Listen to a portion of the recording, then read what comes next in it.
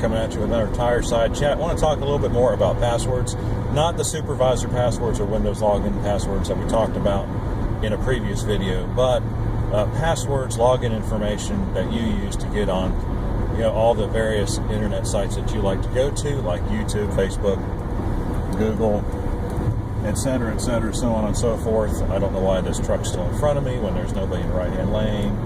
It's irritating, but I have 3 suggestions regarding passwords, because this is a get-to-the-point video. The first is make your password something that you can easily remember, something that's important to you. If there's something that's really important to you, like a special word or phrase, then use your phone number. Use your phone number. If you have a mobile phone number, I would suggest using a mobile phone number. One thing that you can do to make such a password harder to crack, which is going to be hard for somebody to crack anyway, because it's 10 digits long, right? So yes, 10. I had to think about that for a second. And that in and of itself makes it difficult. You can make it more difficult by substituting characters that aren't numbers in place of the numbers. For example, you can use a capital 0 or a capital O for the 0.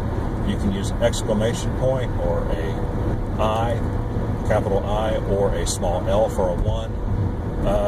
You can use, well, that's good enough, right? You know what I'm talking about. Look at your keyboard, look at the characters that look like numbers that aren't numbers, and substitute them in.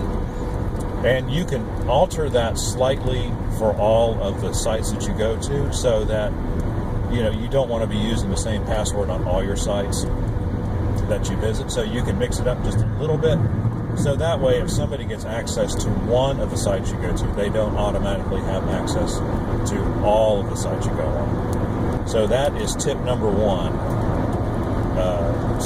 Use a password that's easy to remember. Use your phone number if you can't think of anything that's personal that you're just going to remember. And then substitute non-numeric characters for the numeric characters of that phone number. Alrighty, the second thing is make a copy somehow, either physically or electronically, of your list of passwords.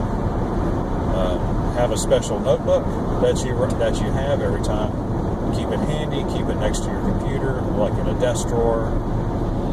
However you want to hide it, just go ahead and do that. Alternatively, and what I do with a lot of information that I really want to remember, but I don't want to take a chance of forgetting where I put something, I will email myself information. If I really need to remember a password, I will say, okay, Chris, password, put something in the header that says password list for blah, blah, blah, blah, blah, or, updated security information, something that you'll remember, so that you can go back to your computer and log into your email account, and that way you'll have access to your passwords. I think that's a good way to do it. Now, either way has its limitations. Somebody can break into your house and steal a physical copy. Someone can theoretically hack into your email and steal your electronic copy. That's just kind of that's just kind of the way it is. I don't think there's any such thing as 100% absolute security. So all you can really do is just do what you can do.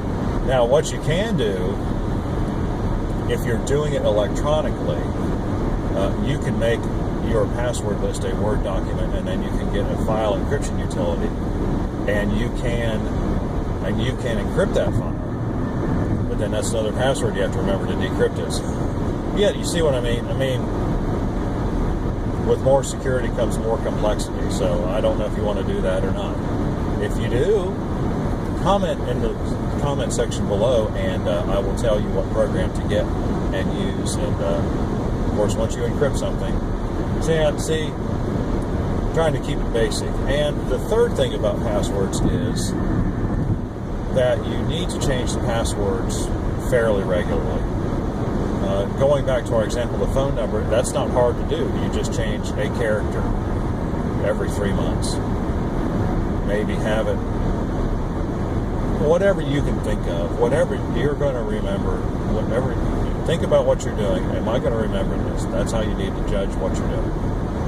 But you only need to change one character every 3 months. That's all you really have to do. And so that's what I often do. There's a couple, like my banking website for my business banking account.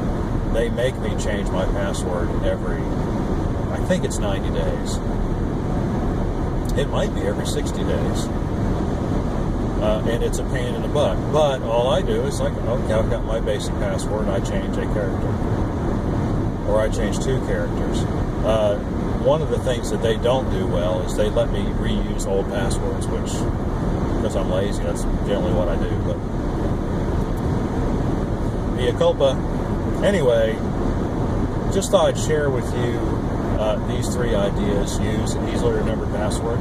Mobile number is a good one, and substitute substitute special characters for numeric characters. I knew I was getting that wrong. Make a list, either physically or electronically, to remind you what your passwords are, and change your passwords often, every 2-3 months for all of your accounts. And that will keep you ahead of the game, and it will also mean that when I come to your house to work on your computer, and we need to get into a site, you're always going to have that information at your fingertips, and so I don't have to charge you for just sitting there, because I really hate to do that. I like to actually do something useful, but the entire time I'm at someone's house. So that's what the deal is on that.